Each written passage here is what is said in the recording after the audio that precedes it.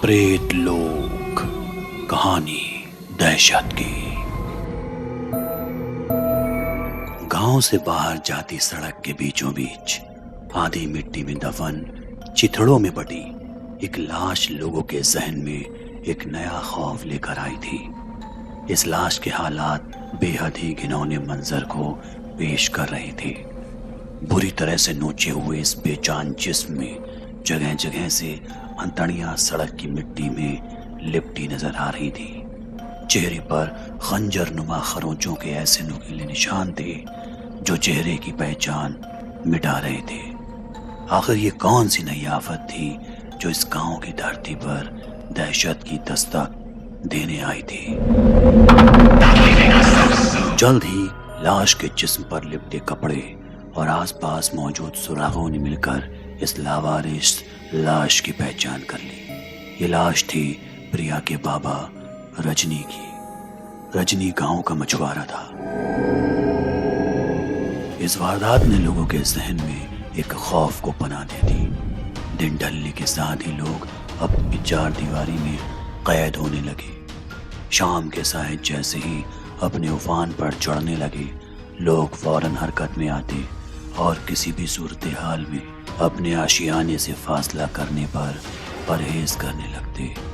मगर यहाँ बाबा की मौत के बाद प्रिया की जिंदगी में अब तन्हाई ने जगह बना ली थी।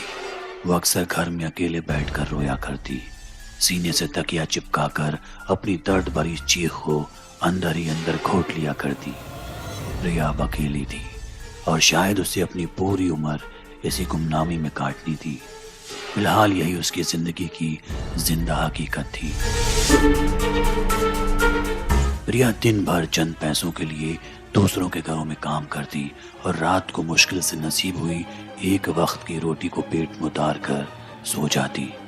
मगर जब धीरे धीरे उसे और पैसे की जरूरत महसूस हुई तो उसे भी अपने पापा की तरह मछली पकड़ने का ख्याल आया।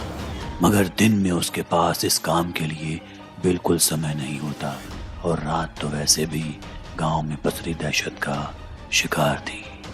प्रिया ने हिम्मत की और गांव में फैले उस खौफ के बीच अपने घर की दहलीज से बाहर कदम निकाला। उस वीरान रात में अपने दुबले जिस्म को तेज हवाओं के बीच ढकेलना किस हद तक मुनासिब था, इसका शायद प्रिया को इल्म नहीं था। उसे तो बस पैसों की मजबूरी ने दहशत की दरीचे से झांकने को बेबस कर दिया। वो धीरे धीरे हौसला बटोरे नदी की तरफ कदम बढ़ा रही थी और महज 13 मिनटों में ये बेचैनी भरा फासला भी तय हो गया। अंधेरी कालिख में तारी वो नदी अपने अक्स में मौत का तोहफा लिए अपने अगले शिकार का इंतजार कर रही थी। शांत खड़े पेड़ों की जड़ों में रेंगते जहरीले सांपों की वो आवाजें प्रिया के जहन में खौफ की कोई गुमनाम दस्तक दे रही थी। शायद ये दस्तक दफन दहशत का कोई ऐलान था जिसे प्रिया वक्त रहते समझने में नाकाम साबित हुई।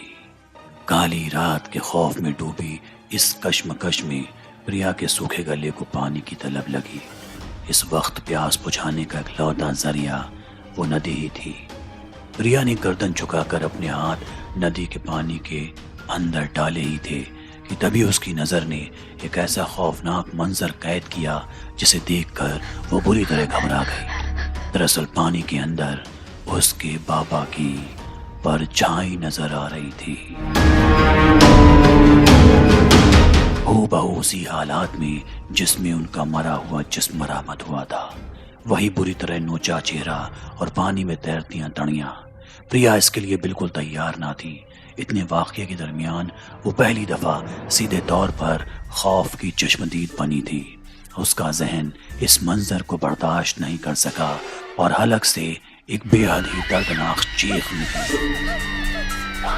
प्रिया की चीख ने उन घने पेड़ों के झुंडों में पसरी बेचैनी भरी तन्हाई को अपनी मौजूदगी का एहसास कराया था। प्रिया अचानक एक धक्के से पीछे की तरफ हटी और उसके हाथ उसी के कपड़े के थैले में जा धंसे। तभी उसकी उंगलियां थैले के भीतर एक अजीब सी चुभन महसूस करने लगी। पलट कर देखा तो उसके हाथों को एक तस्वीर ने जकड़ रखा था। वो तस्वीर थी उसके बाबा रजनी की। یہ دیکھ وہ بری طرح خوف میں آ گئی۔ اس نے خود کو سنبھالا اور تیزی سے بھاگنے کی کوشش کی کہ تبھی اس کے پیر پھسل گئے اور وہ اس ندی میں جا گری۔ ایک بے حد ہی بھیانک آواز نے اس سنسان رات کو بری طرح دہلا دیا۔ ندی سے باہر نکلنے کی کوشش میں ہاتھ پیر چلاتی پریا اس بھیانک آواز کی طرف کان لگائے بڑھنے لگی۔ تبھی اس نے محسوس کیا جیسے کوئی پانی کے اندر سے اس کے پیر کھینچ رہا ہو۔ جب آنکھیں گھمائیں تو پہلی نظر اس کے بابا کی پرچھائی پر پڑی، لیکن پھر اچانک ایک اور گمنام سا آکار دکھنے لگا۔ بے حد ہی ڈراونا یہ منظر دہشت پیدا کر رہا تھا۔ وہ کوئی عورت تھی جس کے لمبے لمبے بالوں میں کائی جمی تھی۔ اس کا شریر پوری طرح سے گل چکا تھا اور اس کے چمڑے کے چتھڑے ہو چکے تھے جن سے خون رس رہا تھا۔ اس ندی کے پانی کو لال سرخ رنگ رہا تھا۔ پریا گاؤں کی طرف بھاگی۔ اچانک اس نے نامعلوم کیوں ندی کی طرف پلٹ کر ایک نظر دیکھنا چاہا، لیکن یہ اس کی غلطی تھی، کیونکہ اس بار کا منظر اور بھی زیادہ ڈرانے والا تھا۔ اب ندی کے بیچوں بیچ ایک لاش تیر رہی تھی جو اس کے بابا کی تھی۔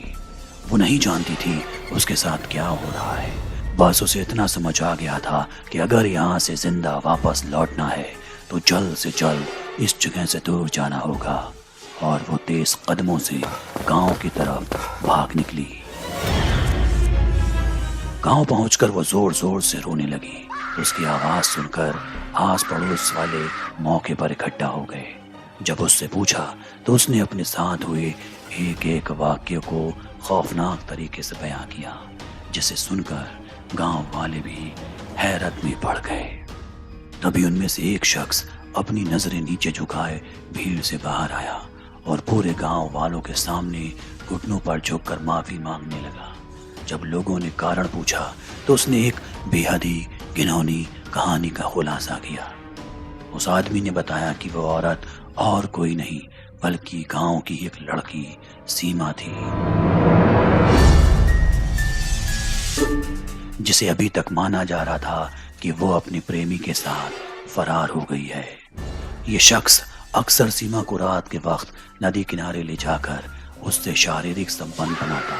ایسا نہ کرنے پر وہ اس کے پریوار اور پورے گاؤں والوں کے سامنے جھوٹی کہانی گڑھ کر اسے بدنام کرنے کے نام پہ دھمکاتا۔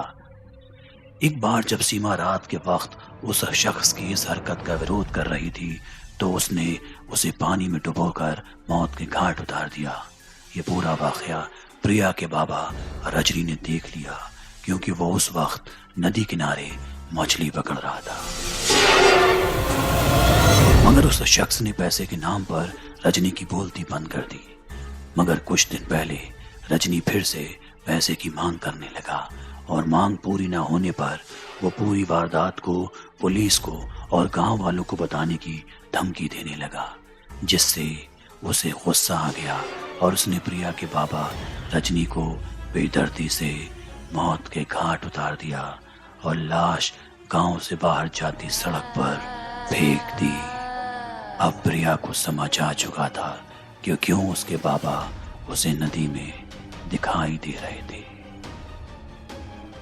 گاؤں والوں نے ندی کی تلاش کی اور اس میں سیما کی لاش برآمد ہوئی۔